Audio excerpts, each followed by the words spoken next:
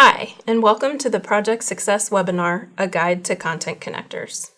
We are excited to share information about the Content Connectors, which are also known as the Alternate Achievement Standards. We invite you to join us again for our open office hours on September 12th from 3 to 4 p.m. Eastern Standard Time to continue our discussion on the Content Connectors. Project Success will host teacher experts who implement Content Connectors into instruction on a daily basis and will share their techniques, insight, and classroom resources for Content Connector implementation. My name is Ashley Quick, and this is my first year with Project Success. Prior to joining the Project Success team, I was a special education resource teacher for 10 years. I also have 3 years of experience in higher education custom publishing. And my name is Meredith Keating-Burke, and this is my 3rd year with Project Success. Before this, I was a special education teacher for 8 years and a building administrator for 3 years. Today's agenda includes an introduction to Project Success, the 5 W's of the Content Connectors, the who, the what, the where, the why, and the how, and embedding Content Connectors in instruction, using academic vocabulary, and designing some next steps for your school. The objectives of today's webinar include an understanding of the importance of the Content Connectors, locating Content Connectors and related resources, and describing the 3 tiers of prioritizing the Content Connectors. Project Success supports teachers and administrators in Indiana by providing resources, professional development, and technical assistance in designing instruction and developing curriculum that is aligned with alternate standards for students with significant cognitive disabilities. Project Success has resources that can assist teachers as they make the shift to more rigorous curriculum for students with significant cognitive disabilities. All of the Content Connectors can be found on the IDOE and Project Success websites. As indicated on the screen, they can be found in the Resources section at projectsuccessindiana.com. The Indiana Resource Network is made possible by the Indiana Department of Education's Special Education Grants. It is comprised of centers that provide targeted, comprehensive support to schools across the state to improve teaching and learning. Many of the resources within the Indiana Resource Network are free or at low cost to districts, schools, and teachers. All of the resources provided by Project Success are at no cost to districts and schools. Project Success strives to support teams of teachers and administrators in Indiana as they work to implement academic standards into instruction for students with disabilities. Much of our work is grounded in the Content Connectors, which are Indiana's alternate achievement standards, as well as in designing instruction that supports access to the standards for all students. Project Success provides current, research-based resources related to content standards, instructional design, and student outcomes, and is specifically designed to meet the needs of students with disabilities. We host seasonal regional trainings with guest teachers, as well as provide targeted on-site professional development to schools and districts based on teacher and student needs. Each professional development session is targeted to specific district needs, such as locally designed assessments, unpacking Content Connectors, or lesson plan development. In addition, the Project Success website offers, at no cost, tools and resources such as the Content Connectors, unpacking templates, and sample unit plans such as the LASSIs and MASSIs. In the fall of 2017, Project Success will host regional trainings across the state of Indiana, focused on planning instruction while targeting critical Content Connectors. Participants will learn best practice for instruction using the critical Content Connectors and core vocabulary. We will work together on creating lesson plans that can be implemented immediately using LASSIs, MASSIs, or element cards. Participants will collaborate with educators around the state to share curriculum ideas and create implementation plan for lesson plan development. You can register to attend one of the regional trainings by visiting the website on our screen. Many people are initially confused about the term Content Connectors. Content Connectors are Indiana's alternate achievement standards, and they align to the Indiana academic standards. Content Connectors should serve to guide the curriculum for students with significant cognitive disabilities. Each aligned Content Connector is a simplified, less complex version of the state standard. Content Connectors cover kindergarten through high school in each of the core areas and are assessed on the I-STAR assessment. The Content Connectors are prioritized and highlight the necessary knowledge and skills students need to reach the learning targets at each grade level. We'll tell you more about the who, what, where, why, and how of content connectors throughout today's presentation. May utilize the content connectors for students with significant disabilities, typically students with significantly sub-average intellectual functioning, as well as deficits in adaptive behavior that affects a child's educational performance. Content connectors, when utilized to plan instruction, ensure that students with significant cognitive disabilities are taught curriculum that is aligned with the Indiana academic standards. The content connectors provide a foundation for curriculum as well as IEP development for students with cognitive disabilities. This foundation is critical in meeting the requirements of ESSA and the Dear Colleague Letter to align curriculum for all students, including those with significant cognitive disabilities, to state-approved academic standards. Guidance documents for the content connectors can be found on the IDOE and Project Success websites. This information is helpful in planning instruction by showing the alignment of the content connectors to the Indiana academic standards, as well as the priority level of each content connector, which we will explain more in just a bit. On the Project Success website, you can access the content connectors as well as posters that align content connectors by grade levels. These posters have been designed as another resource in developing curriculum for students with significant cognitive disabilities that is aligned with grade level standards. The posters provide a K-12 view of the content connectors by standard strand. This is useful for teachers when planning instruction and designing lesson plans for students in multiple grade bands. As you will see, the posters also include the priority indicator for each content connector. In November 2015, the U.S. Office of Special Education published a Dear Colleague Letter that clarified the definition of a free, appropriate public education for students who are eligible for special education services. Then, in December 2015, the Every Student Succeeds Act, or ESSA, was passed by Congress. The Indiana Office of Special Education and numerous key advisors have been meeting since that time and have developed a graphic you will see on your screen. The common messages of the Dear Colleague Letter and ESSA include shared responsibility, high expectations for all, meaningful access, and grade level standards. Ensuring that all children, including children with disabilities, are held to rigorous academic standards and high expectations is a shared responsibility of all of us. To make certain that children with disabilities are held to high expectations and have meaningful access to the state's academic content standards. The Dear Colleague Letter clarified that an IEP for a student with a disability under the Individuals with Disabilities Education Act must be aligned with the state academic content standards for the grade in which they are enrolled.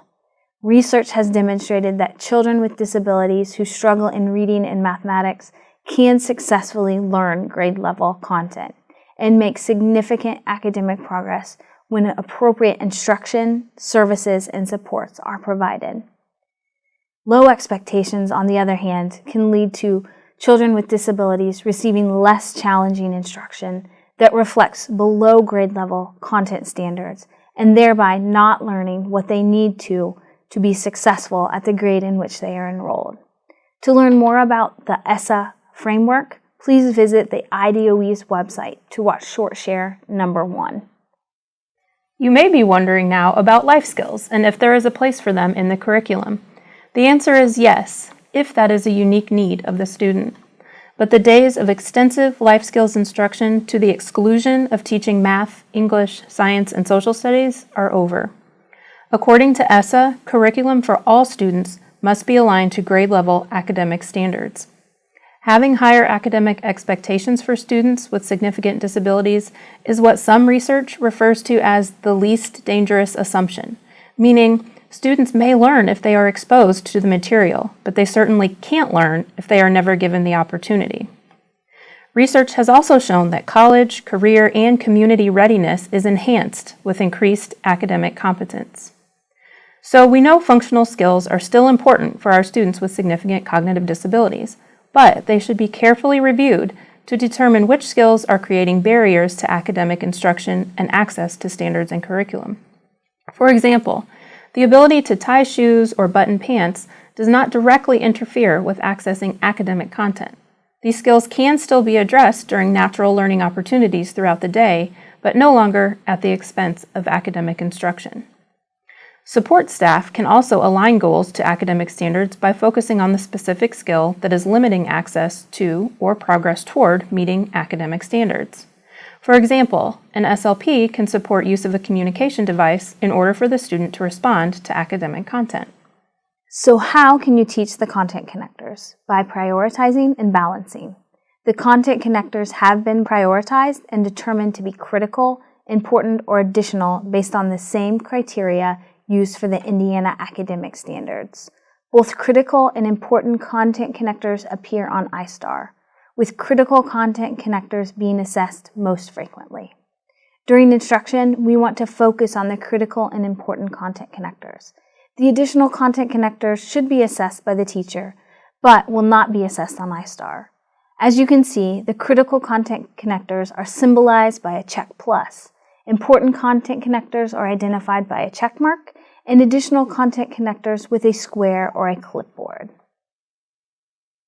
We implement the content connectors by balancing academic and functional skills. As we consider what to teach and how to teach it, we want to keep in mind that there should be a mix of functional and academic tasks, and the student should interact with multiple staff members. In other words, students should interact with a variety of content and a variety of people throughout their school day. We also want to make sure to spread academic tasks throughout the morning and afternoon. Infusing functional activities with academic tasks is a great way to make sure your schedule is balanced. For example, cooking activities lend themselves to discussing measurement. Checking the weather can involve graphing, and a visual schedule can include print work on reading skills. Content connectors, when utilized to plan instruction, ensure that students with significant cognitive disabilities are taught curriculum aligned with the Indiana academic standards. The content connectors provide a foundation for curriculum planning as well as IEP development for students with cognitive disabilities. However, it is important to remember that the content connectors are not the curriculum, do not define how we teach, and do not define the services provided to our students. Standards, not curriculum, drive instruction. Don't get stuck adhering solely to the curriculum or only to the IEP.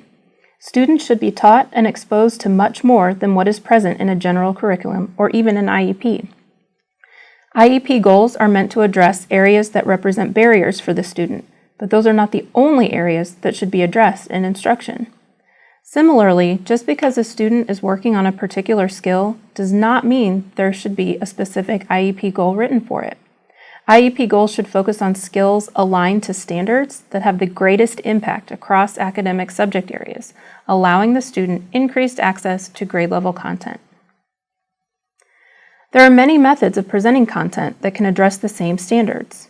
Academic content does not always need to be provided in traditional formats.